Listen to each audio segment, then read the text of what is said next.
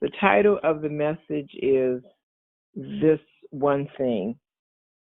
And Tony Robbins said something that made absolute sense, and I didn't think about it, but this is something where when people are working with kids, they will, when people are working with kids, the teachers especially, they pay attention to the things that we as parents might look over. But kids know, but teachers know that because they've seen enough kids pass through, like third grade, fourth grade, fifth grade. They see a lot of them, so they develop a very specific understanding of what they're looking at in this age of human being. And Tony Robbins said, as you do one thing, you do everything. The way you do one thing, that's the way you do everything, and it's pretty much true. And if you realize, that's why to change that habit, because God can give us incredible vision, but He has to fight. Okay, here it is. God, write this down.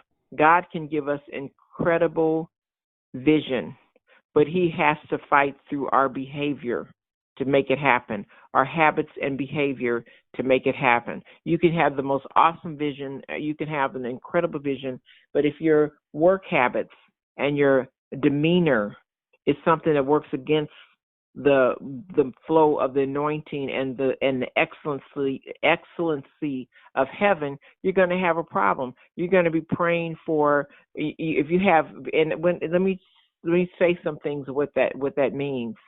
And it's in your character and demeanor. Everybody can make mistakes, but it's character. When I say character, it's how you do anything. It's how you do everything. If you do it sloppy, that sense of sloppiness is going to go all the way through everything you do. A good enough attitude is going to go through everything you do. If people that are envious in little things will be envious about, because it's a strain that will go through everything. If you function in excellence, you're going to function in excellence. You're just going to function in excellence on everything, because that's just how you do things. And that's the same way God is. And so He can give you a vision, and then you can throw it together. And that's not what we do. Anybody does, and especially building something that's going to last, you got to build it with really incredible quality to the best you can do. And then when things change, you do even better quality. So, we were using horse and buggy until they came along with the car, and then the car started getting better and better, and we just move along with the times. As in ministry, everything was used to be, a very traditional way. Only a certain kind of way it could be done. And then God intervened and we evolve. Different communities, different groups of people, ministry will evolve, but you got to get established some kind of a way so that you can establish a quality establishment so that you can grow with what He's doing. So you can't just, if you're planning to be in anything, and I'm speaking to myself, and I'm speaking to all ministries, the ministries for the last however many years that were encouraged to go online, to start doing, start having a virtual version of themselves, and some of them kept putting it off and kept with the traditional, and they didn't have a way for it. What if people could, they never thought, and it seemed before this year, everything were happening now seemed quite improbable. Like, oh, that sounds like a movie. But now, the zombie movies don't seem so strange now. Then you could kind of see, this is coronavirus. You get another kind of whatever. How will people be acting? How, what is going to happen? You kind of pay attention in a different kind of way, because now you've seen something you never thought would happen. But in preparing, just like Noah was working on some technology on an event that had never happened. And so there was some other men or women that were in the environment, and they were tracking along with what was familiar and not realizing, leaving room for the unknown. So, but when you are at the top of what you do and you're doing it to the best of your ability, it's not hard to make that next shift because you've been prepared. And the same thing, visions, you can have a vision, and there's a 1920s version of it, There's a 1970 version of it, a 2020 version of it, and a 2050 version of it. That same vision, just like, the look at the bloodline of Abraham. They started out as they started out wandering back and forth, sheep herding and all that, just nomads. And then they settled in, and they went through phases of development. So the vision will go through phases of development, but you got to keep it up to date while you're doing it. You got to keep the best of what you can do while you're there. Case in point, the pastors and the churches that had prepared, had an online version of themselves, had a website, had their branding, had things in place. When this next thing happened, they just had to make a shift. So likewise with the businesses that were doing a version that was a in-house version and an online. It took money to add that extra feature, and you didn't think that you would need it, but who knew? You prepared that extra, and now that extra became the main deal but you had it all set up. So being prepared and anticipating. So the reason I'm saying that is when the ministries were coming in, and just that's good enough. We don't need that. We don't need to be online. We'll just do half this and a little bit of that, and just throwing something together. When the shaking happened, they didn't have anything to fall back on because they hadn't prepared for that next thing. So when the Word of God says, do the thing to the best of your ability, do a study to show yourself approved. The gospel is timely. There's a version of delivery of the gospel in 1920s. There's a version in 1960s and 70s. There's a 2020 version, which is, pastors aren't wearing the big robes, hooping and hollering. They're wearing regular clothes. They're speaking and teaching, and they're having the big screens in the back, and they're having the ability to come online. That's ministry, but that's current day ministry. So in a person that has got a mentality of good enough will not be ready when the next phase or wave comes up, they won't be ready. So we have to be ready with all the, in my point here, with all the great information that God's given us. It needs to be brought out and set out so people, I don't have time to hear all the other stuff. I just want to get the word. If they want it for 30 minutes or however long, we give them that version because it's the gospel. It's, it can be, boiled, baked, like popped, put in steamer. The word can go several different variations of it, but it's still the word. And as many different ways as we can package it and get it out there, something will catch somebody's attention. We're fishing for unsaved people, so we can't. Some people aren't ready to just go up in a church. They need to hear it, meet them where they are. So we have to have a version that gets them in there.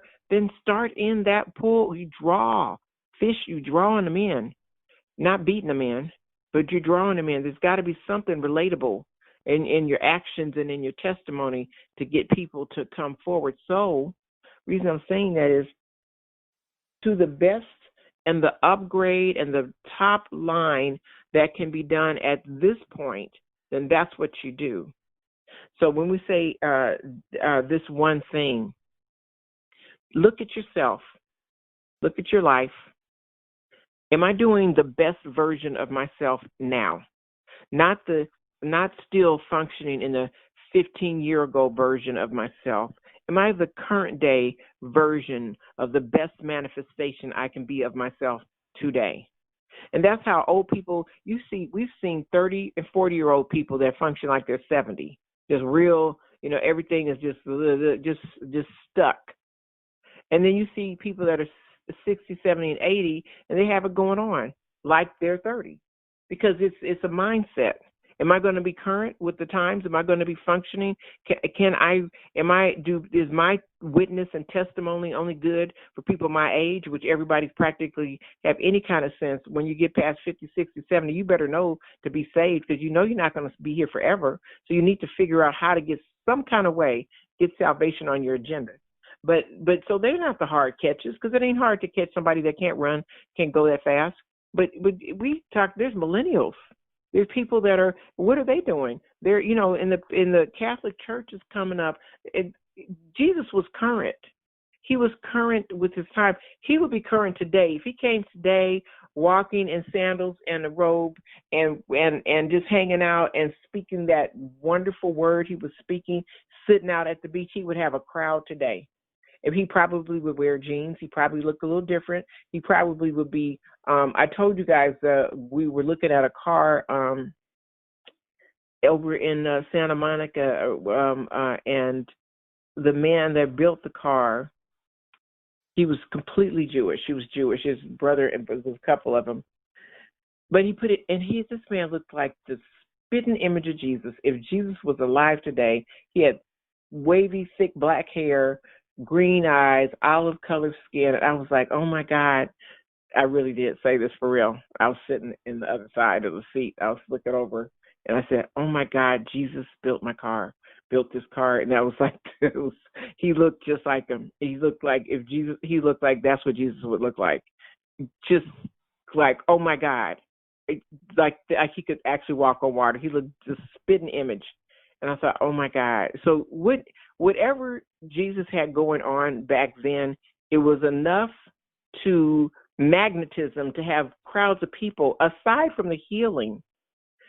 Because he had an entourage of people when he was at the wedding, but whatever he was throwing down was captivating people, and they were listening. They were going, you got to go listen to this dude Jesus. You got to hear him. He's telling about this, and on top of that, he saved this person, and he's talking about this, and they probably was just talking because he probably was just doing the incredible, crazy, incredible, miraculous. It was enough to upset the temple, to upset the Pharisees, it upset the Sadducees, it upset the powers that be, because he was rocking and rolling. He was revolutionary in his time. And if he was here today, he would be doing some stuff today in what we're doing. He probably would be walking up into the city council meetings, not city council meetings, state assembly, house. He might be doing some stuff. I don't know. He might be doing some stuff. The news will be covering it right today. But he would be current with his times, because the gospel doesn't get old. People get old. People get stuck in their ways. People get stubborn. People get forgetful. People get sloppy in their delivery. But the gospel is fresh. And we've got to find a new way of saying the same. It's not the same thing, because it's a gospel for today. And just how you see miracles happen all the time. God's not old. God's not stuck in the church. Jesus was hardly in the temple. What are we doing that the building has to constitute the power of God? These churches are blowing up online. And those pastors that were ready, those virgins that had the extra oil, that were ready to the just in case the bridegroom comes later, just in case it gets dark, just in case it gets cold, just in case some people need some food, just in case somebody needs some prayer, just in case I have to go down the alley and work with some other people and give them some food and help them get showers and help them to get, just in case they prepared for that level of gospel, the gospel today. So who is ready to preach the gospel today? Not 50 years ago. That's old word. God got fresh word coming out. Proof we on here every day. He got fresh word that will never end. If we on here 20 years from now, every day he will have a fresh word then. But guess what? How good am I going to deliver it? How good is it going to be packaged? How many different ways? Is it going to be boiled, baked, sliced, diced, steamer? Is it, frozen? How many different ways you're going to slice up the gospel? However many different ways people need to hear it. Social media was created for the gospel, not the gospel. It was created to deliver the gospel. There's a whole lot of ways. We on there looking to see who died and who did this and who did that. How about meeting people where they are and just praying with them, grabbing them online? I'm going to pray for you. Shooting out prayers, being really good at texting prayers. See, the gospel is metamorphosizing to whatever the times are, and we got to be right with it. So that's why I said churches get up and get out, actively functioning in your community. What does my community need now? Is there addiction? Is it this? Is it that? How are you going to draw them in? this thing works if you work it. This is so when I say that, I say get ready to do something spectacular, but you got to bring everything up. God is the one that's creating the technology. He's the one blowing things up. This is not by mistake. How people figured out how to go from pencil and paper to this little bitty gigantic amount of memory inside of a phone. How did he? Man didn't do that. Inspiration. Okay, do this, do that, move here, because he want every knee shall bow and every tongue shall confess. He's blowing it up. We are not blowing it up. The enemy tries to take credit, but God is a designer. He designs, he customizes. He's always figuring out and telling, not he figuring out, us picking up on the figuring out. Proof, remember I told you the story where Michael Jackson was dancing and rehearsing, and he stopped and ran over and wrote down some words to one of the songs, and his manager said, Michael, why don't you just do it later? He said, no, if I don't write it down now, God will give it to Prince. He's telling the truth. Because God's going to push it through who's ever receptive. If you in the body of Christ don't get this thing down now, the very rocks will cry up. He will raise up another generation of warrior, gospel preaching, word slinging individuals. Saying he ain't scared. He don't have to use you to spread the gospel. He'll use somebody. He'll save somebody. People have been saved without anybody knowing. Another human being standing. Paul. It wasn't none of the disciples standing around when Paul got saved. Guess what? Paul had an encounter. And if Jesus has to come down here and do it all over with a new set of people, he will do it. Meaning, wake up, church.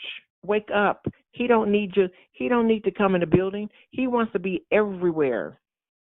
Highways, byways, hills, billboards, on the side of buildings.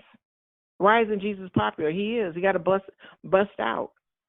So the gospel's not, people that are delivering the gospel get old and set in their ways, but you better recognize if he got to put a beat behind it and have them out there stomping it like they do in like the sorority people do, that this thing's going to fly. This gospel is going to get everywhere. It's going to be in Korea. It's going to be in China. It's going to be in New Zealand. It's going to be in Mexico. It's already in Mexico, and it's already in Korea for real. It's going to be everywhere. It's going to roll out everywhere. We're not going to hold God back. So don't you be held back, and don't you miss it. So when he tells you to get it up, bump it up, and get it, every single person, you need to figure out, how can I do this thing better? How can I fish for men better? If you're all on social media and you don't have a ministering on social media, then what are you doing on social media? What you looking for? What are you doing? If you're not talking about Jesus some kind of way, because all roads lead to Christ, every single thing that we are doing is some kind of way ultimately going to wind up with either improving a system that helps people, which will lead to the gospel, or directly talking about the gospel itself, or doing the things. When you fed these people, when you did this, when you did that, you were doing it as unto me. Improving school systems, improving penal systems, improving, because that's what God does. So if you're not out there doing that, then what are you doing with your breath that you don't own no more? Who are you living for? Jesus. The word, the gospel. You're bought with a price, so you don't even own yourself anymore. So when you get on there, looking on social media, looking on Twitter, looking on wherever else you're doing, looking at TV, which you don't need to be looking at too much TV unless you are looking at it for a purpose of getting ready to get busy. Then how up to date are you on what needs to happen? That vision needs to be brought forward. God is looking for movers and shakers, doing. Not talking about it and not waiting until, because let me tell you, if you want to stay here, then you need to stay relevant. If you want to stay relevant, then you need to be all about what he's doing. What is he doing now? What does this gospel look like in 2020? And what is it going to look like in 2030, 2040? It's not going to be what we were doing before. It's not going to be sitting up in church with a big old fan and a big old hat. That's the old gospel. What is it going to be doing now? So this, and like I tell you, this has nothing to do with my notes. I might have to change the title of the message, because what I was opening my mouth to say is not what came out. But obviously what he wanted to say is you got to upgrade your gospel. You got to update it. The gospel's not old. People are getting old and stale in the delivery, but you got to come up with a better way of saying this thing. And it can be preached, it can be sung, it can be stirred up, it is powder form, it can be in solid block form, it can be however many different ways. This gospel will slice and dice. Every one chapter somebody can live a lifetime off of it. You could turn it around. You can make movies out of it. What else do you need? So getting the gospel. He said, I wish that none should perish. That means you need to have a whole bunch of different flavors of gospel: strawberry, pineapple, chocolate, vanilla, butter pecan, however many different flavors of it. Somebody needs to get it. It's the same gospel. Get it out there and make it happen. Not one way. They don't have to come to you a certain way. You need to conform to it a certain way. If you have to be, if some people, you need to meet them. One of the ways of doing that is meeting people where they are. So when we talk about drug rehab, we talk about this and that, we talk about helping people in education, helping them in hospital situations, helping them with whatever. You go out and meet them. You go out and figure out what they need and meet them. That's the point of contact. Then you pray with them. Then God, He could enter right behind you, right with you, and meet them. You got to meet people for people to be saved. You have to talk to people for people to be saved. You have to pray them in for them to be saved. They're not going to just jump inside the basket. They're not going to jump out the water inside the boat. Fish don't do that. You got to put the hook in the water and pull them out. Pull them out. That's what Minister Bolden said, pulling them out.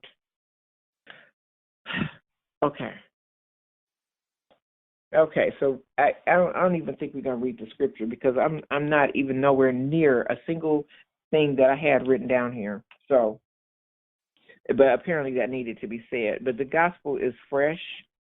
It is timely for the extent and the eternity. As long as mankind is on this planet, this gospel will rock.